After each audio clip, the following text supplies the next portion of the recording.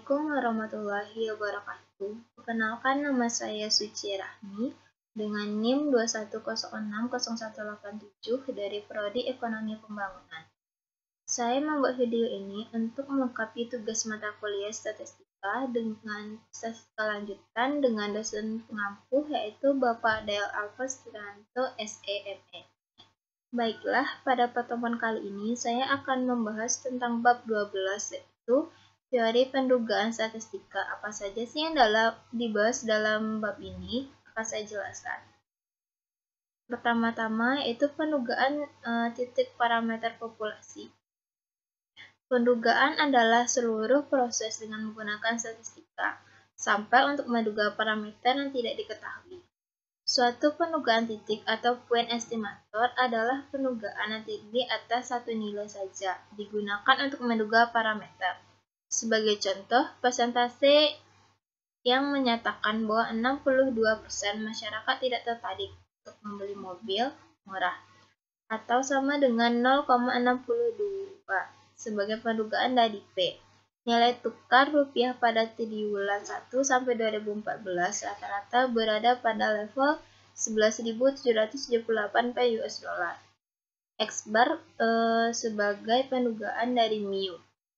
Ingat bahwa P dan X bar adalah pendugaan P dan mu, merupakan parameter populasi.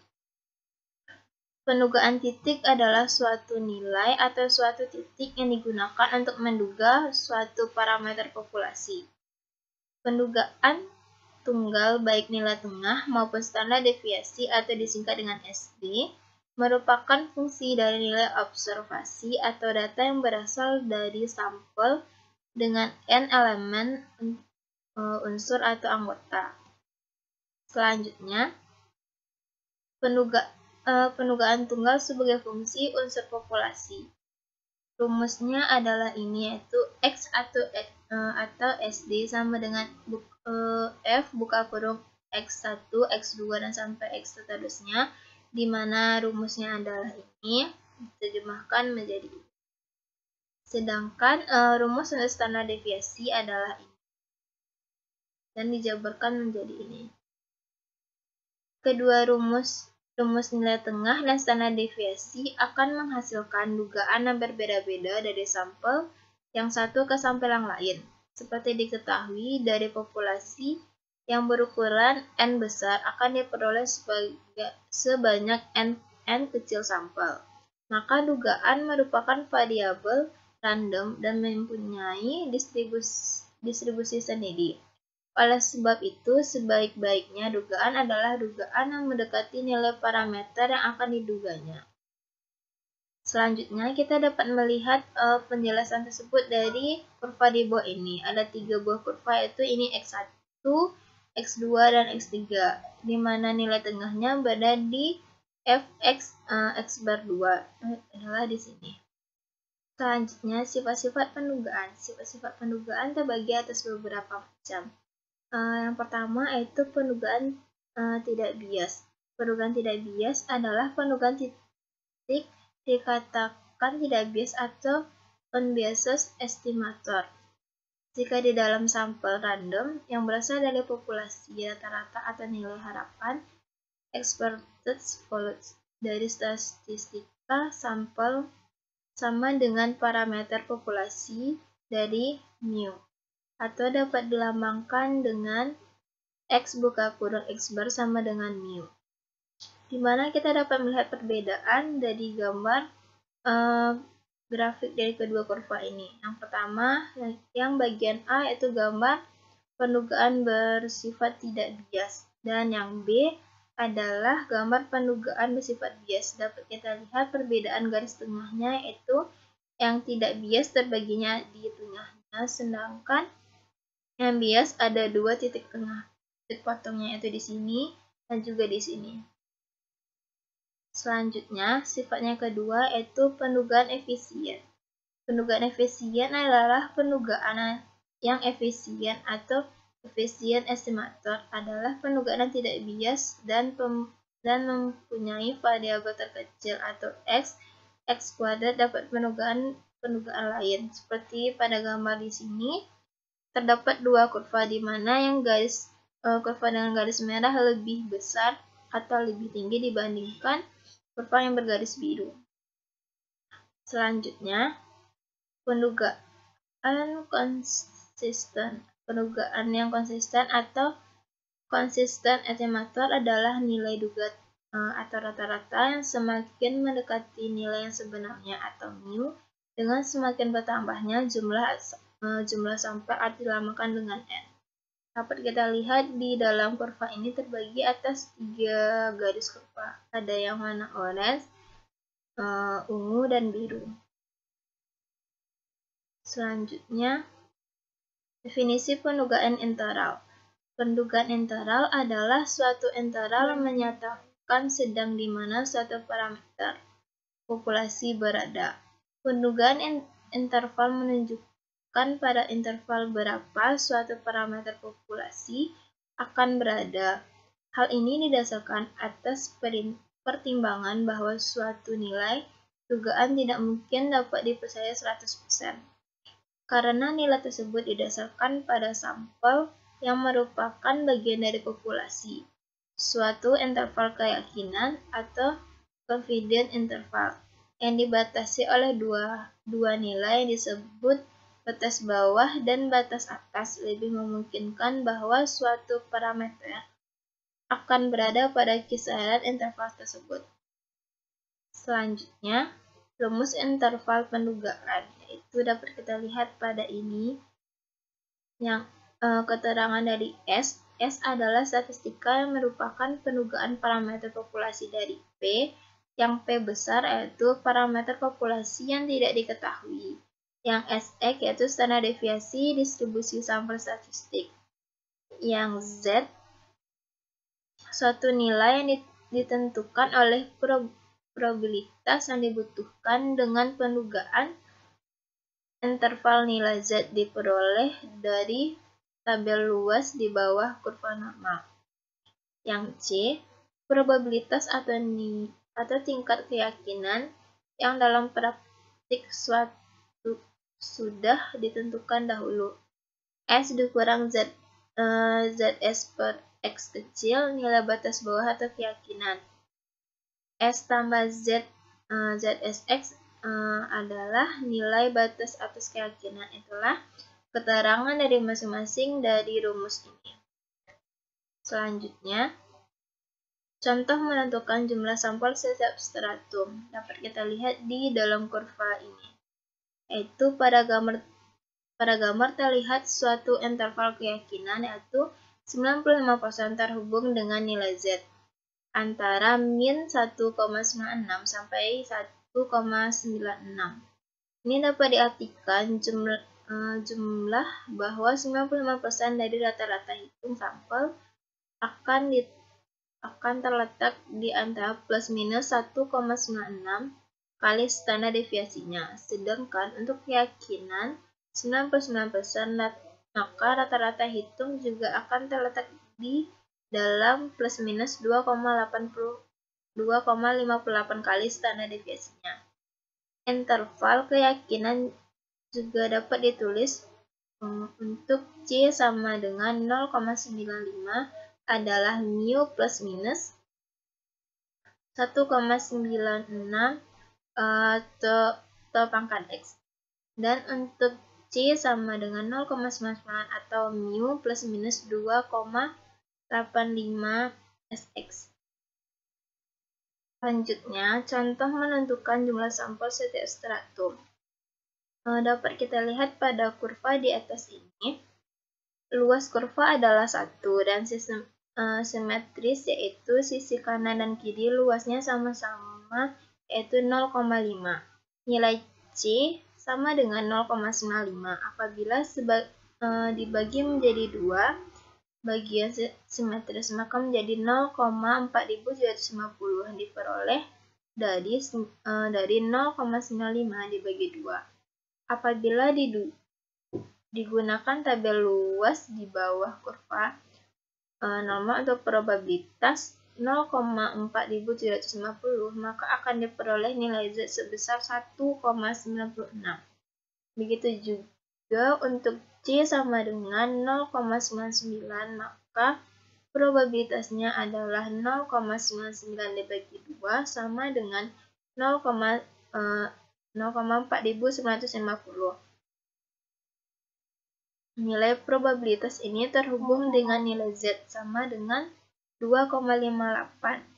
Setelah menentukan nilai Z dan standar deviasinya, maka dapat dibuat interval keyakinan dengan mudah. Misalnya untuk C sama dengan 0,95 adalah P buka kurung min 1,96 S pangkat X kecil dari M kecil dari 1,96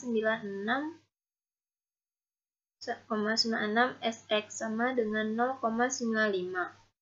Sedang untuk T sama dengan 0,99 adalah P buka kurung, di mana M lebih kecil dari min 2,58 XX dan M juga lebih kecil dari 2,58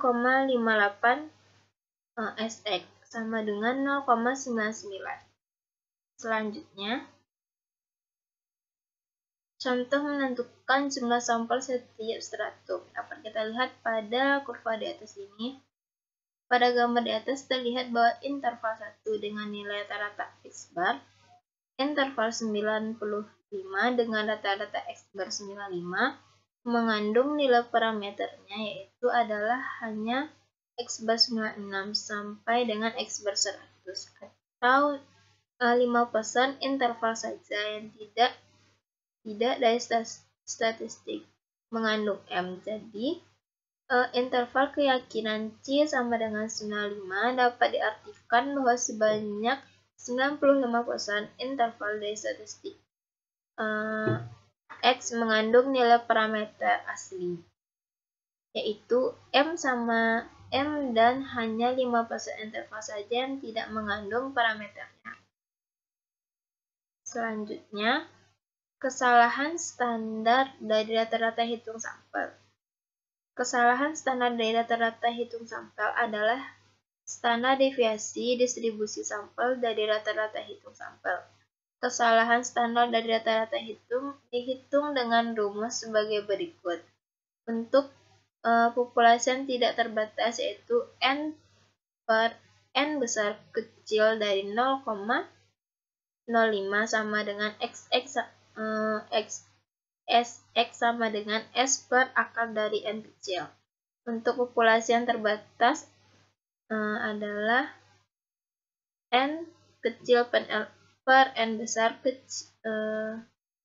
dari 0,05, di mana rumusnya yaitu XX sama dengan S per akar N kecil dikali dengan akar dari N besar kurang N kecil dan per N besar dikurang 1, di mana TO adalah standar deviasi populasi, SX standar error atau kesalahan standar dari rata-rata hitung sampel, N kecil jumlah atau ukuran sampel, N besar jumlah atau ukuran populasi.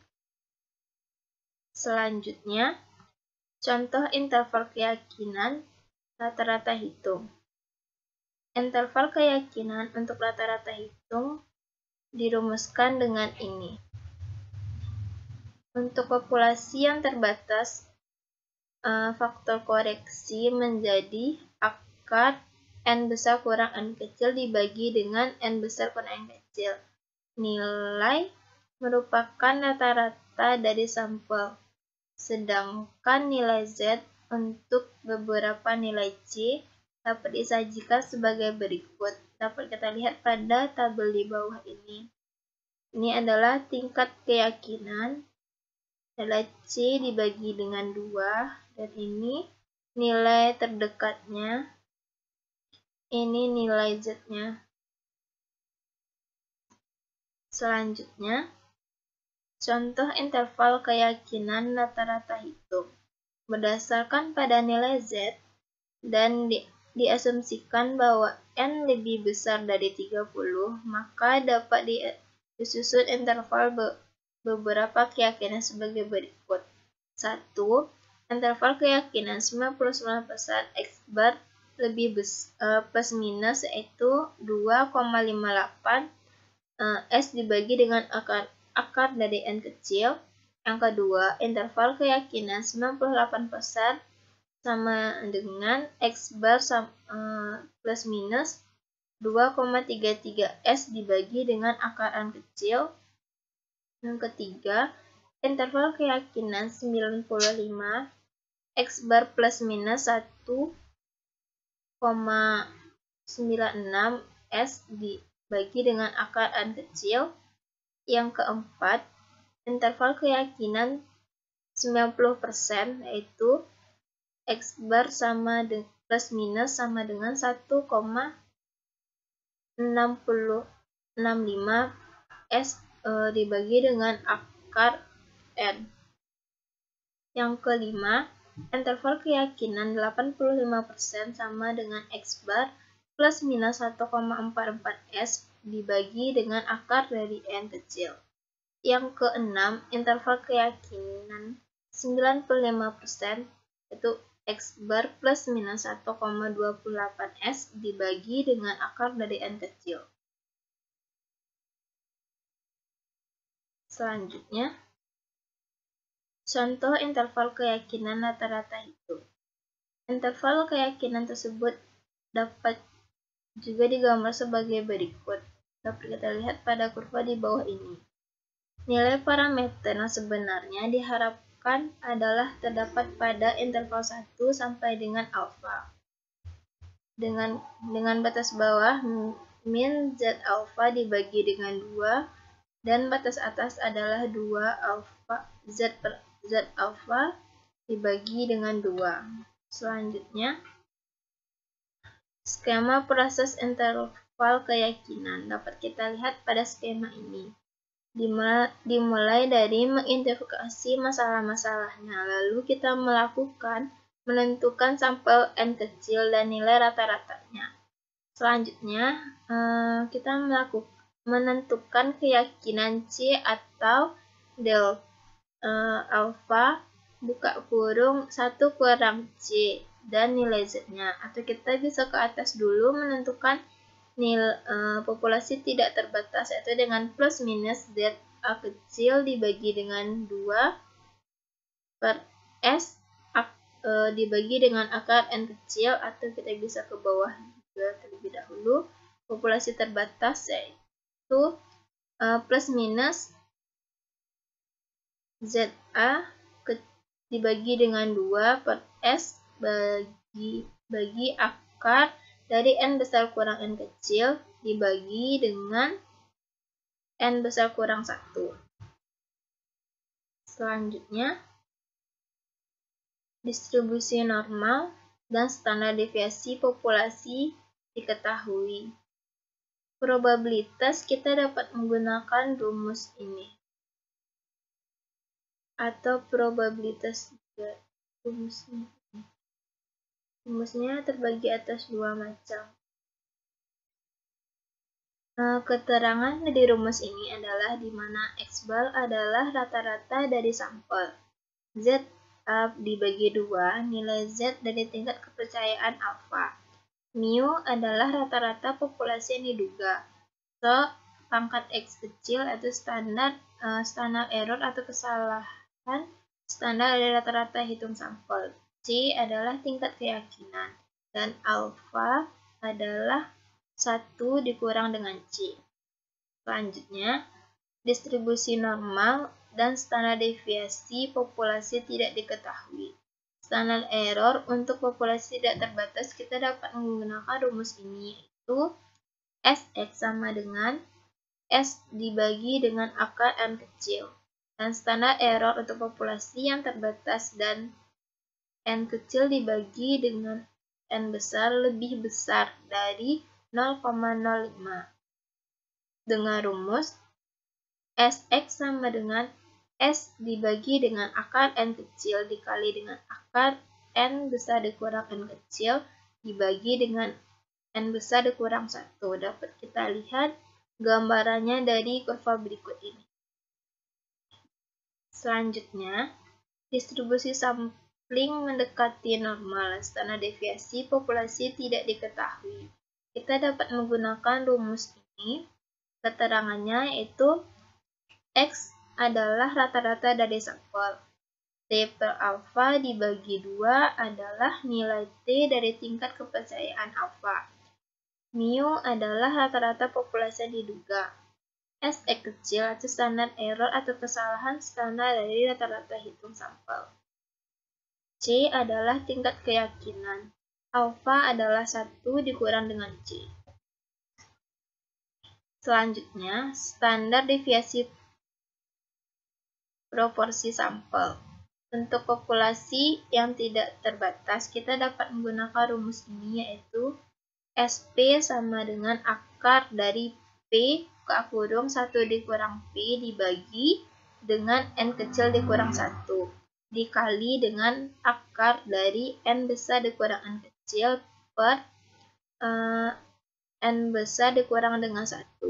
Untuk populasi yang terbatas, kita dapat menggunakan rumus ini, yaitu SP sama dengan akar dari P buka kurung 1 dikurang P dibagi dengan N kurang N kecil dikurang 1. Berdasarkan penugaan proporsi populasi dirumuskan sebagai berikut. Dapat kita lihat rumusnya di bawah ini. Di mana P adalah proporsi sampel, yang Z alfa dibagi 2 adalah nilai Z dari tingkat keyakinan alfa, yang P adalah proporsi populasi yang diduga, SP kecil atau standar error kesalahan dari proporsi, C adalah tingkat keyakinan alfa 1 dikurang dengan C. Selanjutnya, interval keyakinan untuk selisih rata-rata. Untuk mencari probabilitas, kita dapat menggunakan rumus ini. Sedangkan di mana standar error dari nilai selisih rata-rata adalah kita menggunakan rumus ini. Apabila standar deviasi dari populasi tidak ada, maka dapat digunakan dengan standar deviasi sampel dengan menggunakan rumus ini. Keterangannya yaitu adalah sebagai berikut. Ini itu standar error selisih rata-rata populasi, standar error selisih rata-rata, standar deviasi sampel dari dua populasi, jumlah sampel setiap populasi. Selanjutnya, interval keyakinan untuk selisih proporsi. Untuk mencari probabilitas, kita bisa menggunakan rumus ini, di mana standar error dari nilai selisih proporsi adalah ini. Kita menggunakan rumusnya itu S sama S besar dengan P1 dikurang P2 sama dengan akar dari P1 buka kurung 1 dikurang dengan P1 untuk kurung dibagi dengan N1 dikurang 1 ditambah dengan P2 buka kurung N1 dikurang P2 dibagi dengan N2 dikurang 1. Di mana P1 P2 adalah proporsi sampel dari dua populasi, S P1 P1 standar error selisih proporsi dari dua populasi, N1 N2 jumlah sampel setiap populasi. Selanjutnya, faktor ukuran sampel. Faktor yang mempengaruhi jumlah sampel terbagi atas 3, yaitu 1. Tingkat keyakinan yang dipilih, 2. Kesalahan maksimum yang diperbolehkan, 3. Variasi dari populasi. Selanjutnya, rumus jumlah sampel untuk menduga rata-rata populasi. Rumus untuk sampel dalam populasi dirumuskan sebagai berikut, yaitu N kecil sama dengan buka kurung Z alfa dibagi dengan 2 dikali dengan X dibagi dengan E dipangkatkan dengan 2. Rumus tersebut turunan dari interval keyakinan sebagai diuraikan berikut ini. Ini adalah penjabaran agar mendapatkan rumus akhirnya ini. Selanjutnya, Rumus jumlah sampel untuk menduga rata-rata proporsi populasi. Untuk mendapatkan rumus jumlah sampel dalam pendugaan proporsi, populasi dapat diturunkan sebagai berikut. Kita dapat melihat ini. Ingat batas error, didugakan kedua isi menjadi dipindahkan N1 N kurang 1 ke sisi kiri sehingga N menjadi ini. Ini rumus akhirnya. Sekianlah penjelasan yang dapat saya sampaikan. Jika terdapat kesalahan kata dan kekurangan, saya mohon maaf. Assalamualaikum warahmatullahi wabarakatuh.